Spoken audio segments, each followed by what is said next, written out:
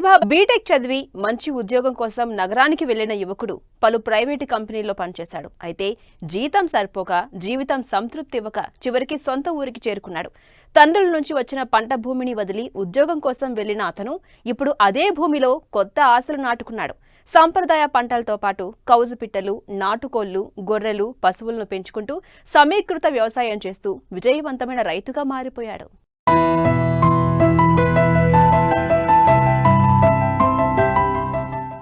BTech పూర్తి చేసి మంచి ఉద్యోగం కోసం నగరానికి వెళ్లాడు.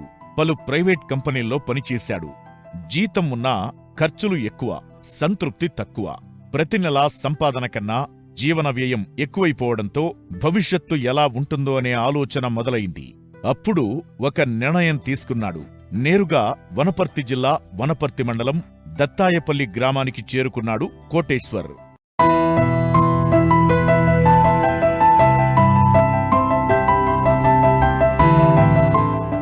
యువకుడు కోటేశ్వర్ తన తల్లిదండ్రుల నుంచి వచ్చిన భూమిని ఆధారంగా చేసుకుని కొత్త జీవితం మొదలుపెట్టాడు.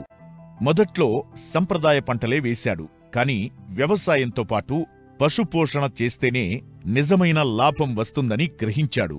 అందుకే క్రమంగా కౌజు పిట్టలు, నాటుకోళ్లు, గొర్రెలు, పశువులను పెంచడం మొదలుపెట్టాడు. ఇలా సమీకృత వ్యవసాయం ఆరంభమైంది.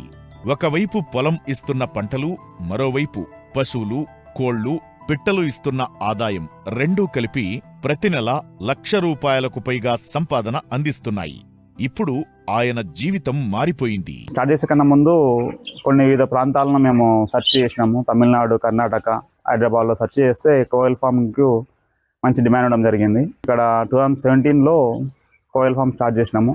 మేము స్వతహాగా చేసుకుంటాము. మా అమ్మ, నాన్న, మా ఫ్యామిలీ కోయల్ ఫార్మింగ్తో పాటు నాటుకోళ్ళు, పొట్టేళ్ల పెంపకము, వ్యవసాయం చేస్తున్నాము. ఇంతకుముందు పూర్వీకులు సమీకృత వ్యవసాయం చేసేవాళ్ళు. అన్ని రకాలుగా ఉండేది కాబట్టి దాంట్లో నష్టం వచ్చినా మిగతాయి కవర్ చేసేది.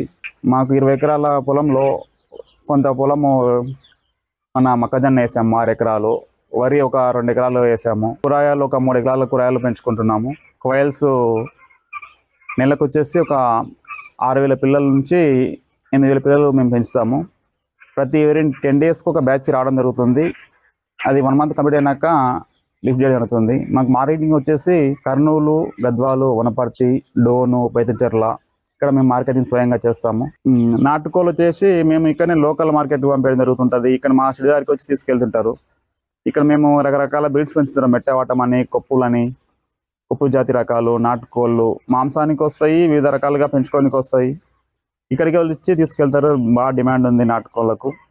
అదేవిధంగా పొట్టేళ్ళు కూడా మేము పెంచుతుంటాము. రెగ్యులర్గా ఎప్పుడు ఉంటాయి మా దగ్గర. 50 నుంచి 100 దాకా ఉంటాయి. అవి కూడా మార్కెట్ ఇక్కడనే అవుతుంటుంది. మేము ఇక్కడి నుంచే సేల్ చేస్తుంటాము. ఎవరికి ఫంక్షన్లో కావాలన్నా, రిటైల్ కన్నా, హోల్సేల్ కన్నా అన్నీ పంపిస్తుంటాము. బక్రీద్ సెక్షన్లో మేము పెద్ద మొత్తంలో పెంచుతాము. బక్రీద్ హైదరాబాద్ తీసుకెళ్ళి అక్కడ 100 నుంచి 200 పొడేళ్ళు మేము అప్పుడు సేల్ చేస్తుంటాము. పొట్టేళ్ళు కూడా చాలా మంచిగా ఉంది. మాకు ఇక్కడ డాక్టర్లు కానీ అందరూ బాగా సహకరిస్తారు. ఒక 1 మంత్లో 1/2 kg దానా తీసుకుంటాయండి. మేము ఫ్రీ స్టార్టర్ దానా వాడతాము. ఈ 1/2 kg దానా తీసుకున్నాక అవి 1 మంత్లో మంచి వెయిట్ వచ్చేస్తాయి. 180 నుంచి 200 గ్రాములు వెయిట్ వచ్చేస్తాయి. అప్పుడు మార్కెట్ పంపిస్తాము. కేజీ దానా వచ్చేసి 45 రూపీస్ ఉంది. మాకు ఇవి కోయల్స్ పెంచడానికి దాని ఖర్చు వచ్చేసి మొత్తం టోటల్గా ట్రాన్స్పోర్ట్తో చూసుకొని మాకు 37 to 40 రెడీ అవుతుంది. మేము 50 లేక మార్కెటింగ్ చేస్తున్నాము. ఈ పొటేన్లు కూడా మేము ఒక 6,000కు పొడేలు కొంటే దాన్ని ఒక 3 నెలలు సాకుతాము. సాకి 10,000కు 11,000కు అమ్ముతాము. ఈ నాటుకోళ్ళు కూడా మంచి ఒక పుంజు వచ్చేసి ఒక 800, 1,000 రూపాయలు పోతుంది. పెట్ట వచ్చేసి ఒక 600 అట్లా అవుతుంది. అది కేజీన్నర వస్తుంది పెట్ట. పుంజు వచ్చేసి 2 కిలోలు ఉంటుంది. ఒక 800 నుంచి 1,000 రూపాయలకి అమ్ముతాము. ఇది మాకు ఓవరాల్గా వచ్చేసి ఒక ₹1,00,000 దాకా వస్తుంది.